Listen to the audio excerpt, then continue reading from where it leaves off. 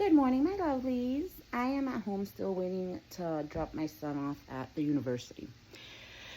And while I do that, I've been following the story of Mimi as to the little girl from New Britain, Connecticut, that was murdered by her mom. I've been following that story, and it's so sad. And there's a lot of controversy as to blaming the parent, blaming the dad, or blaming the grandparents, or blaming the family, which I don't think is fair because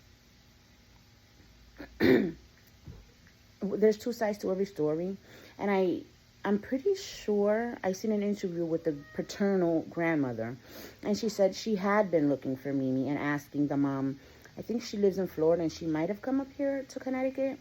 And she had asked the mom, "Can I see her? I want to take her out to eat." And the mom always had an excuse as to know why she can't go, or she would say, "Mimi doesn't want to see you," or something like that. I believe I seen this yesterday on TikTok. But I think it's so sad, and I don't think it's fair that people are wanting to blame the family, grandparents, father. I don't think that's fair because we really don't know what they did or what they have been doing for this whole year that she's been missing to look for her. I think who's here to blame is DCF and the school system. Like, why were you not questioning where this little girl has been? If my son or daughter are late to a class, or if they don't show up for a class, or they're absent for one day, the school contacts me. Whether it be the teachers that send me a message, they text me, they send me a message to Class Dojo, or it be the automated message from the schools. So they look, and I'm pretty sure the kids, my kids, or whoever's kids, weren't going to school for like 3, 4, 5 days, a week the most, you would have the school calling you. And if they can't get in contact with you, they are mandated reporters. They would have to report it to DCF, and DCF would have to check on you. Now, I don't know if she had an open case with DCF as to why DCF wasn't looking for her, because they're supposed to lay eyes, well, at least in the state of Massachusetts. I'm not sure in Connecticut. But in the state of Massachusetts, when they do the home visits, they have to lay eyes on the child.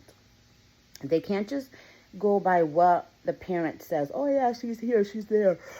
No, they have to lay eyes on the child. So I'm not sure if they had an open case with DCF, but I know that I've been watching so many TikToks and videos about this, I don't even know anymore. But I think I saw in a video where there's other children involved, but they're safe, or DCF was involved with them, but they are safe. There's so many questions, like, why nobody noticed her missing for a year, or I think a little over a year.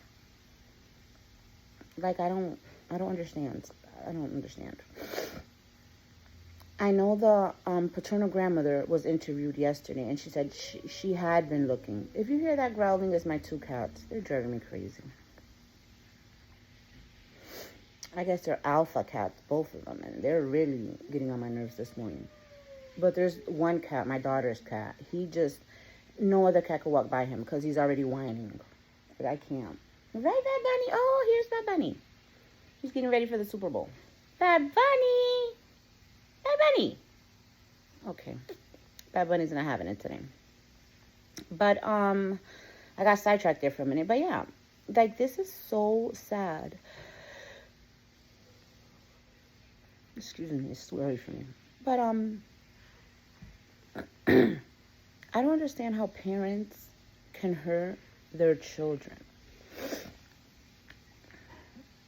And I guess I will never understand it, because I just will never understand it. There's so many questions.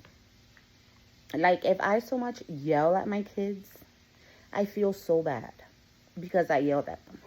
I will sit there and think about it, and then I'll go find them and apologize. Like, because sometimes kids get you to that point of, I want to just knock some sense into you. But, like, sometimes, like, the way I raise my kids, I never hit them. I never punished them. And they turned out, my youngest are 12. They're 12-year-old twins. And they turned out, my kids they are not disrespectful. They work, they go to school. Like, they're so well behaved, well mannered. But there's people that sometimes didn't agree with my parenting. Like, I don't hit, I don't punish. I never felt the need to do so. Like, if I even yell at my child, I want to cry. I want to cry right now, thinking about it, So it's like,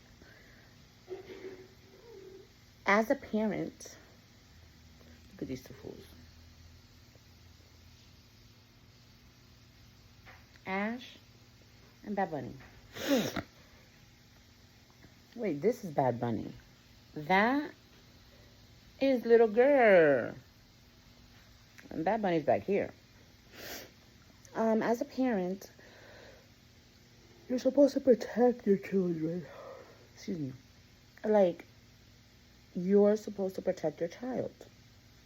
They look for you for protection. How can you hurt your child? And not only was this little girl stuffed into this barrel or wherever they found her, she was moved. Like, they moved from one location to the next, and they took her with them in this container. Like, what kind of sick-ish is that? Like, I don't get it. Like, I have so many questions, and I know many of us do, and we probably will never get the answer to some of them. We just have to see how this plays out. But it's so sad. I don't understand how some parents, like, how could she go to sleep every night or carry on with her day every day knowing her child was in a container, dead, maybe in her basement for a while, until they moved, and then moved the barrel or container to this location, this house where they found the little girl. Like, I can't. I don't understand. When I moved to this house, I have three boys and one girl. I have a 21-year-old, a 19-year-old, and then the twins, which are 12. Well, one of my twins, before I moved in, the two boys stayed in the new house while I was still at the old house, because we still had things at the old house. But that was the first night I was away from my 12-year-old. And I cried. I called him. That was the first time he was away from me, too. And I called him, and I was like, listen, if you want me to pick you up, I will pick you up right now. I will go pick you up right now, because I knew how attached he was to me, and I didn't, and not only that, like, that's the first time he was sleeping away from me. He was sleeping in the new house with my two older kids. And I cried because I wanted to come back and pick him up so he can be with me. And he stood his ground. He's like, no, I'm not going back to the other house. I'm going to stay at the new house. I'm going to do this. I'm going to stay. I'm going to be away from you. I'm going to stay in my own room. And I'm going to get this done over with. And he did. But I cried because my son was away from me for the first time. And we weren't even that far apart. We were like the most 10, 15 minutes away. So it's like, how could you, like, go about your life knowing of your child being deceased in this container?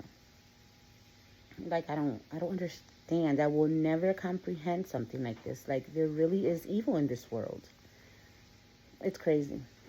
Well, I have a lot more to talk about this subject, but my video is going on 10 minutes. So I'm going to cut it here because it's almost 9 o'clock and I got to go and drop my son off. But this is a subject I probably will come back to as it keeps unfolding. Like, I just don't know. Well, guys, I hope you all have a wonderful day, and I will see you all later.